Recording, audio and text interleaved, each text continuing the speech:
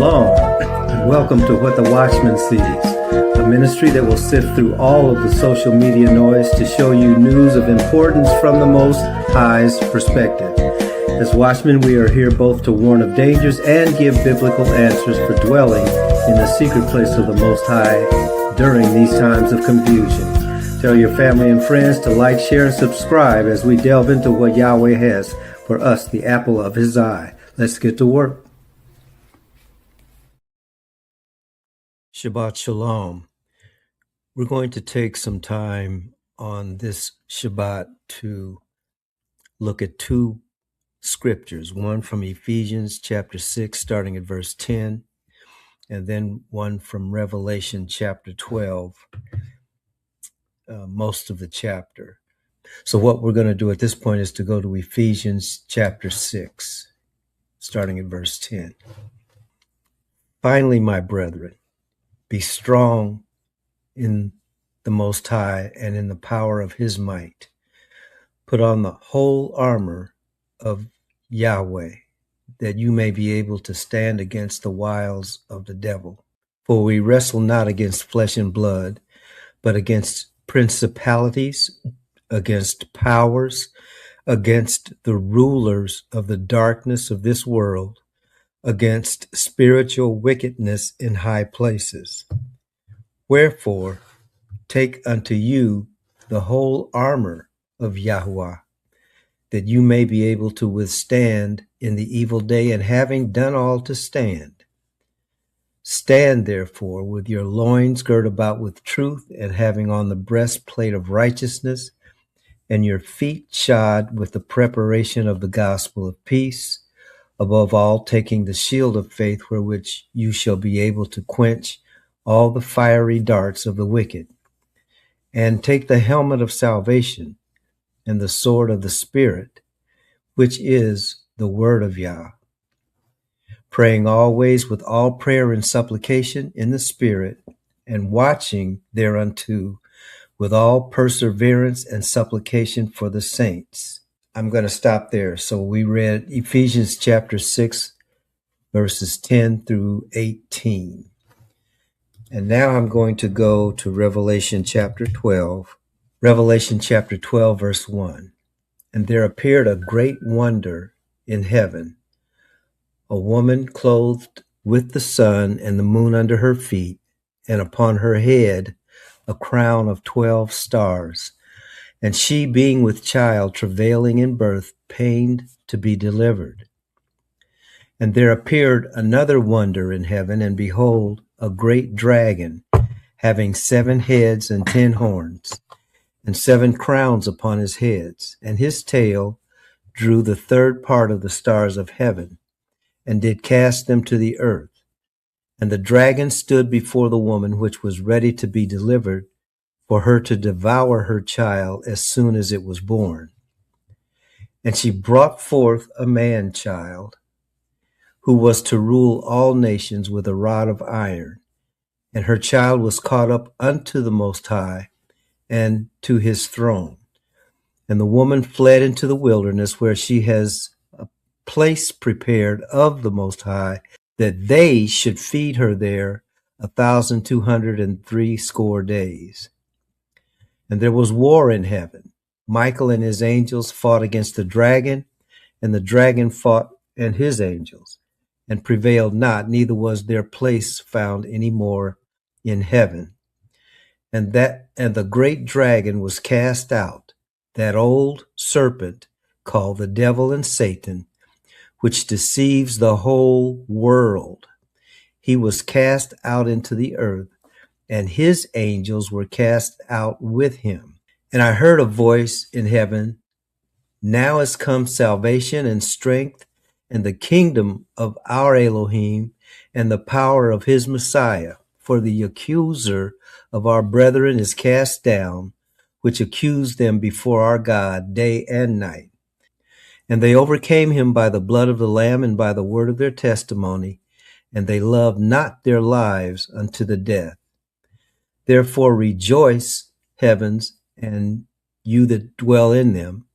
Woe to the inhabitants of the earth and of the sea, for the devil is come down to you, having great wrath, because he knows that he has but a short time. And when the devil saw that he was cast unto the earth, he persecuted the woman which brought forth the man child.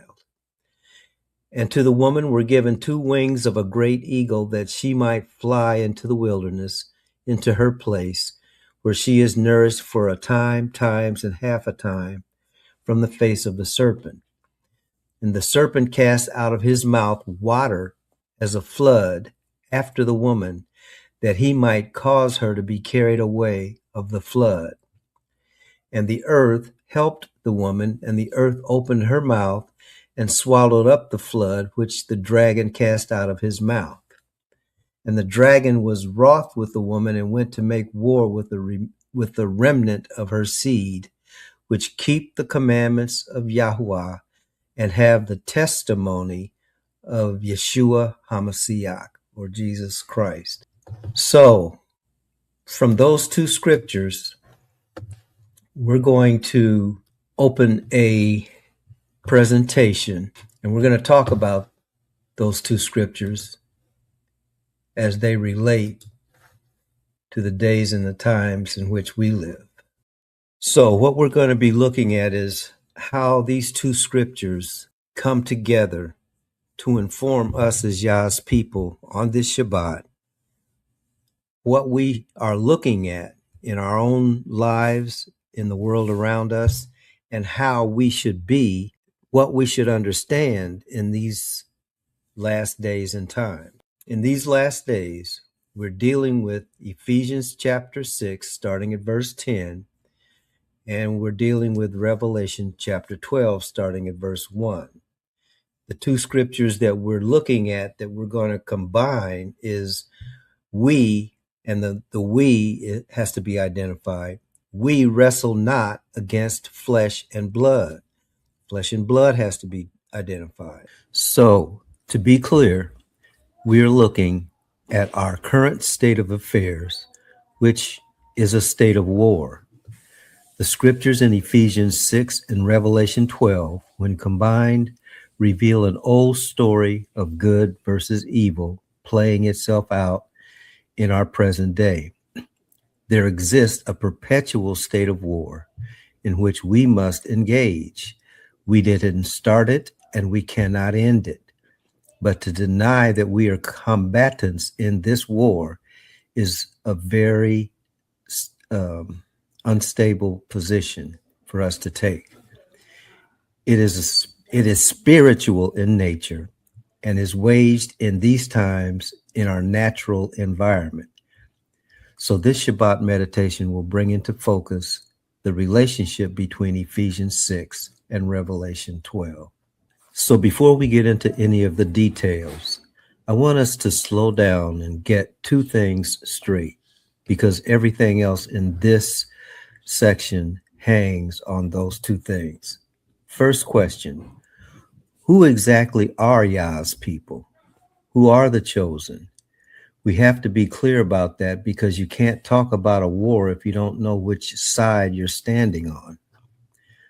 The second question, once we know who the chosen are, we need to name who and what we're actually wrestling against.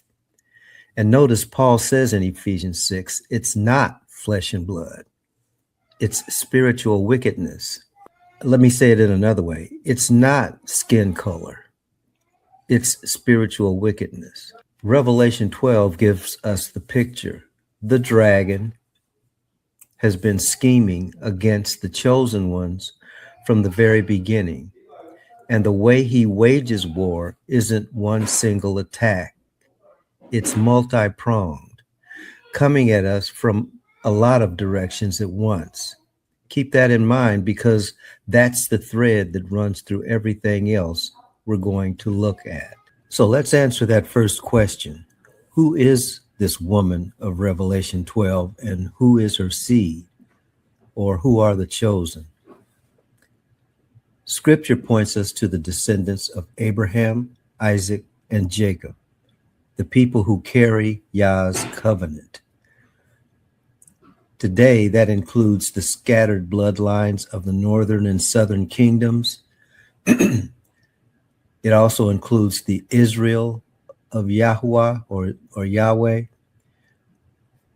the bloodline who have accepted the Messiah, and it also includes the Gentiles who accepted the Messiah and were grafted in to the Commonwealth of Israel. So it's broader than people sometimes think, but it's rooted in that covenant line. Now, here's the hard part, and I want to say it plainly. We, as Yah's people, are in a constant state of war. And most of us refuse to even acknowledge it. And the war is aimed at our families because the family is the founding unit of any righteous nation.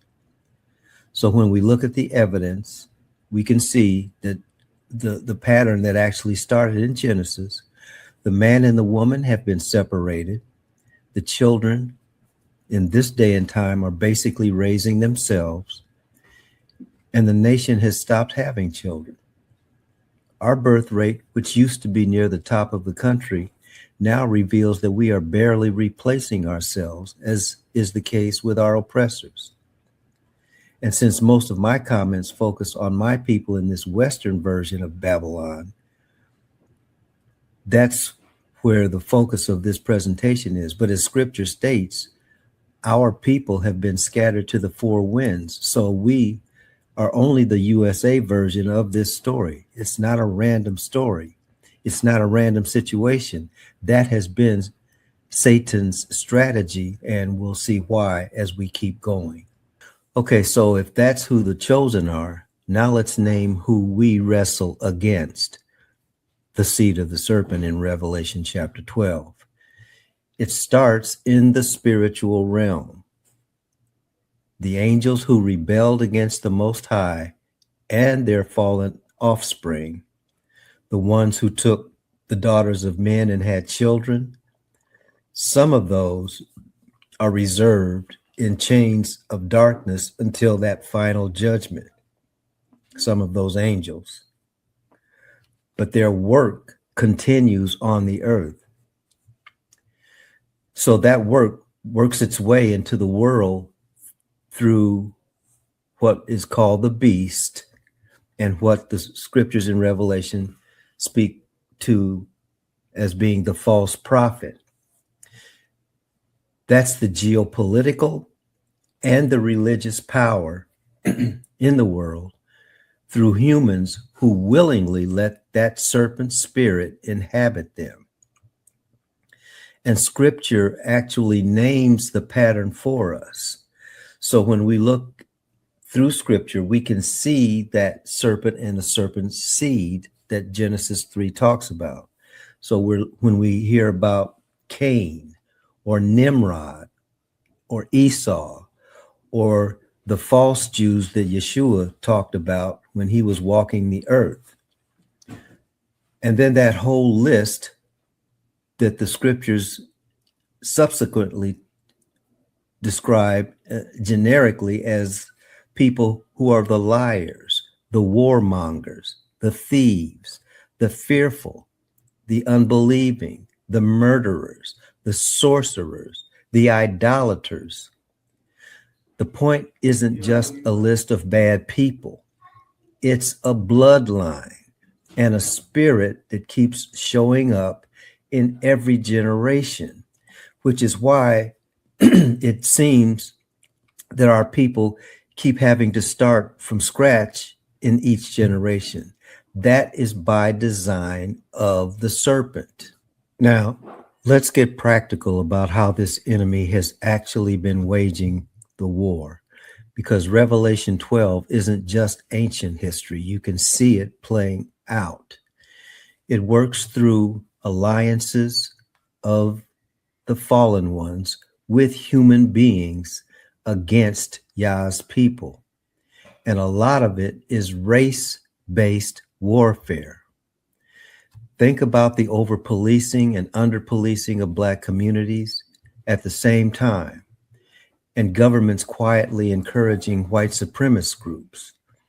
Then there's the legal front, anti-chosen laws, the attacks on DEI, on affirmative action. And there's an economic front hitting on two levels, the black middle class getting squeezed through politics and corporate retrenchment, and the black poor getting hit through things like the removal of SNAP and rent subsidies, and communities flooded with drugs, guns, and environmental hazards nobody else would tolerate. And then specifically the attack on the youth, starting from the womb with abortion, poor public education, the promotion of death music, DEATH music, poor diet driven by no access to quality food, and that school to jail pipeline that people continually talk about is not a concept, it's a reality. So when you line it all up, you see it's not scattered, it's coordinated. It is coordinated by the spiritual realm, and the spiritual realm always works with human beings. So it's human beings in positions of power that are driving most of this warfare against Yah's people. Let's keep going because the list doesn't stop there. You've got negative use of social media, video games. You've got self-help organizations in the community that are being smeared as anti-Semitic or racist just for trying to lift their own people up. You've even got harassment of communities that start farming and homesteading projects because they understand that people need to be able to feed themselves and not rely on those who hate them. And maybe the most dangerous one, the blindness of Yah's people when it comes to seeing who we are and where we are. We are in Babylon. We're in the land of our captivity. Now, sometimes, as Jeremiah said, sometimes when we're in the land of captivity, we are supposed to set our sights on maintaining ourselves in that place, planning to be there for a while. So that's legitimate. But we are in Babylon, and even our ancestors were in Babylon for a relatively short period of time and then left to go back home. That's a different mindset than we belong here in the land of our captivity, because the only way that we can belong in the land of our captivity is to be here as captives. So add to that all the distractions deliberately placed in front of us to keep us from our responsibilities, of taking care of our own needs, of advocating for our own interest. Those are our responsibilities. Our responsibilities are not to work as hard as we can to keep Babylon functioning. So I have to say it again because it's the heartbeat of this whole message. We are in a constant state of war. We actually live behind enemy lines, but we refuse to acknowledge it as a group of people. And as I've said earlier, the main objective of this war is to focus on destroying the destruction of the family. And we already talked about what that looked like. Whether the destruction is between the man and the woman, or whether the destruction is between parents and children, or whether it's the fact that we just don't even have an interest in having children like we used to.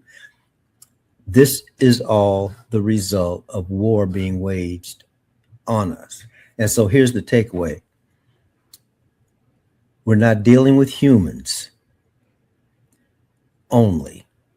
We're dealing with a very old spirit Scripture calls them familiar spirits. They know us better than we know ourselves. They've been watching us generation after generation. They know our strengths. They know our weaknesses. They always will play on our weaknesses so that our strengths can be neutralized. That spirit functions through human beings, but we can't just focus on the human beings. We have to look to He who created both.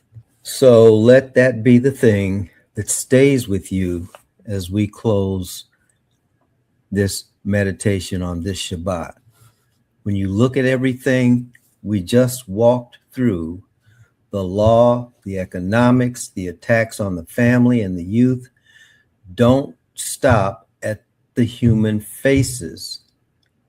Behind all of it, we are dealing with humans willfully controlled by a very old spirit.